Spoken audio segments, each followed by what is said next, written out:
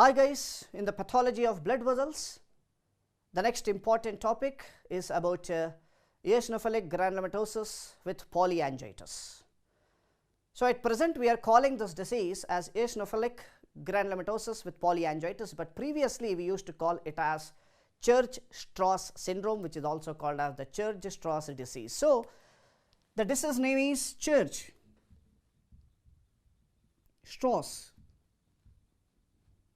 syndrome. Churg-Strauss syndrome. So this churg-Strauss syndrome is abbreviated as EGPA.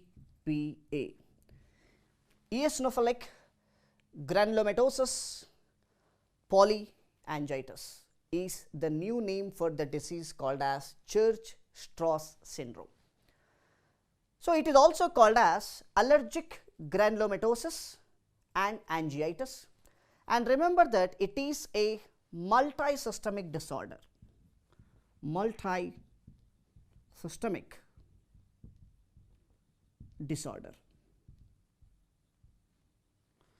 It is a multisystemic disorder characterized by important symptoms called as allergic rhinitis,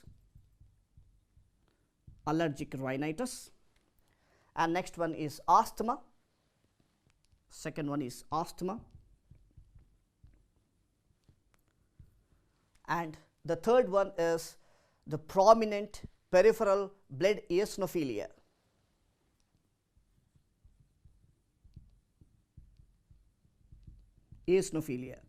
So prominent peripheral eosinophilia.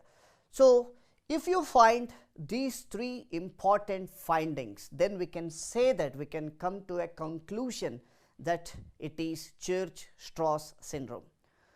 But the latest guidelines from American College of Rheumatology provides a 6 classification criteria, what you can see in this table, out of which 4 are required for the diagnosis of churg-Strauss syndrome. And this table has sensitivity of 85% and specificity of 99%. So what is this American College of Rheumatology classification criteria? We already said that 3 important findings are allergic rhinitis, asthma and eosinophilia, which is prominent peripheral eosinophilia. So the American College of Rheumatology also suggests 6 findings, out of which 4 are important for the diagnosis of the churg-Strauss. They are: first one is asthma, second is the peripheral blood eosinophilia, which is greater than 10%, neuropathy, migratory pulmonary infiltrates, paranasal sinus abnormalities, and tissue eosinophils. So out of all the 6 findings, if 4 are enough, if 4 are seen, then we can say that it is the diagnosis for churg-Strauss syndrome, right? So what is the average onset of the disease? Average onset. This is the MCQ question, guys. So what is the average onset of the disease? It is approximately third to 5th decade. But in the exam, the language is something different. They will ask you, what is the mean age for churg-Strauss syndrome? The mean age is 40 years. The mean age is 40 years, MCQ question. The mean age for the churg-Strauss is 40 years. And remember that this EGPA does not exhibit gender predominance. So no gender predominance is seen in such cases. Now, this EGPA is actually classified as the vasculitis of small and medium sized arteries. So it is classified under vasculitis of small and medium sized vessels. So it is a vasculitis of small and medium sized vessels, that they are particularly arteries. So, although the vasculitis is not often apparent in the initial phases of the disease, but in later findings, obviously you will see the vasculitis as an important feature.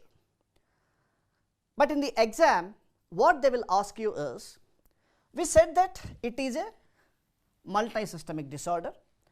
So, what is the most commonly involved organ, or they will say what is the most commonly affected organ, or what is the second most common involved organ.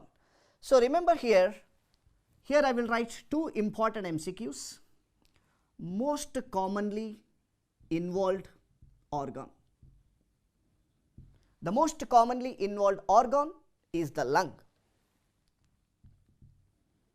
This is the first, and second most common involved organ is the skin.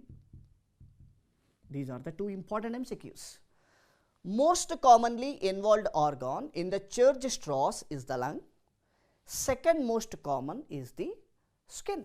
This is what we need to know. So, what is about the pathogenesis of the churg straus syndrome? It is of unknown etiology.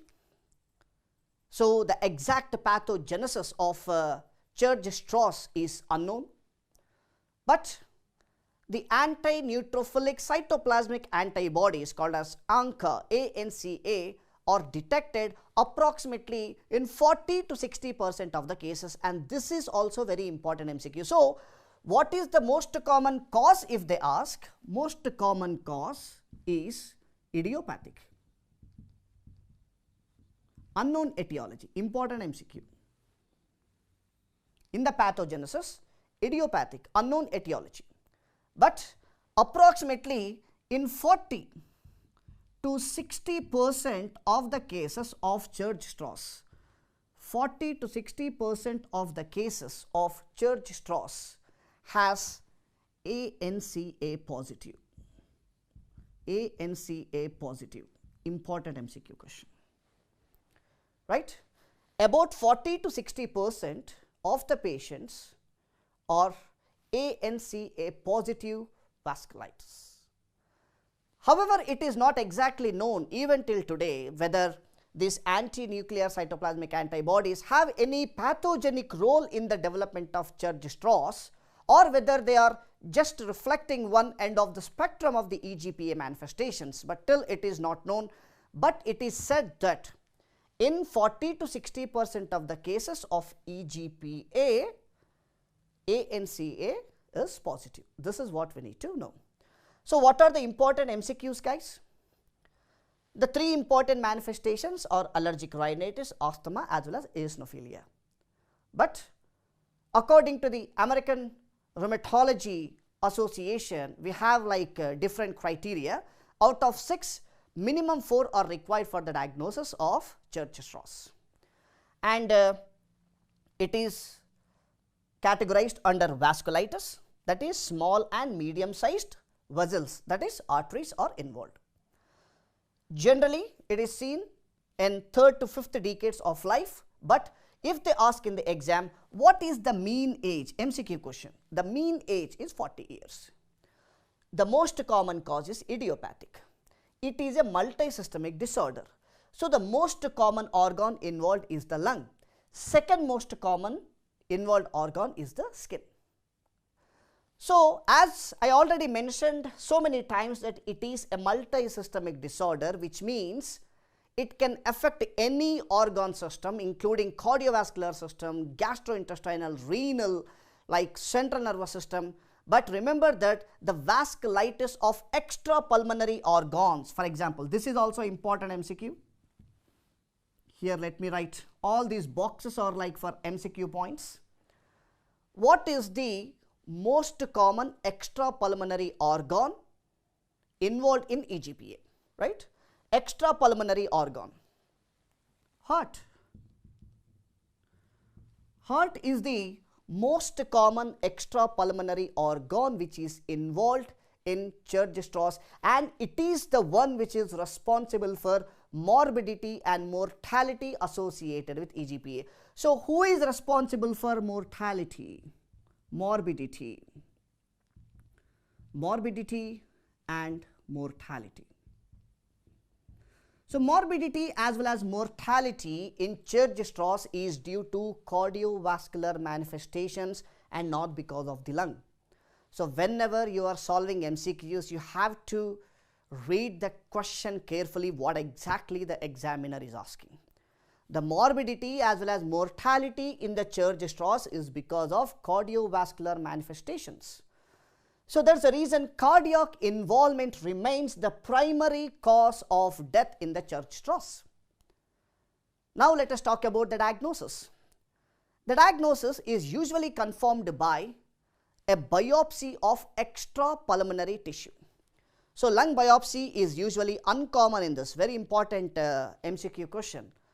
Even though the most common organ involved is the lung, they'll try to confuse you with the question. In the options they'll give you like lung biopsy, but lung biopsy often not performed in the churg straus. The most common biopsy is the extrapulmonary tissue, which is skin, nerve as well as muscle. So let me draw another box here for diagnosis question.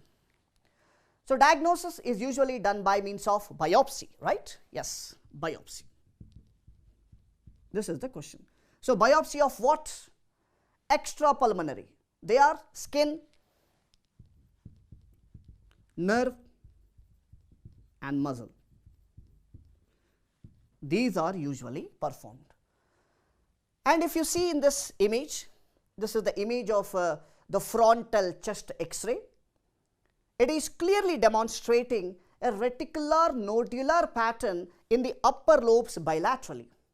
And also we can find that there is an increase in the lung volumes. So this is what is about X-ray. And at last let us talk about the treatment, which is therapy.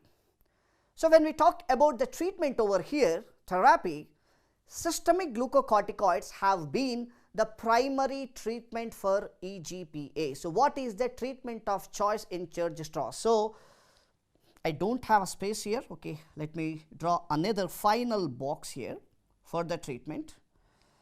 This is also MCQ point for the therapy. Very important MCQ question.